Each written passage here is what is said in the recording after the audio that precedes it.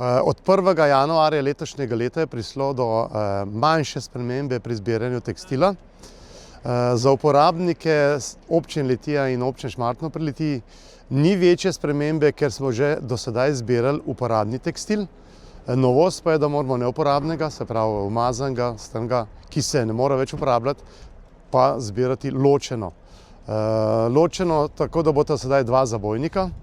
Zabojnike za uporabne tekstil imamo nameščene na lokacijah, teh imamo 9 v mestu Litija.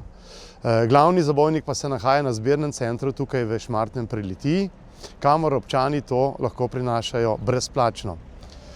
Novost bomo uvedli tudi pri zbiranju kosovnega odpadka, ki ga izvajamo od vrat do vrat, tako da bojo stranke lahko nam odpadni tekstil pripravili in ga bomo mi sočasno z kosovnim odpadkom prevzeli in odpeljali na zbirni center.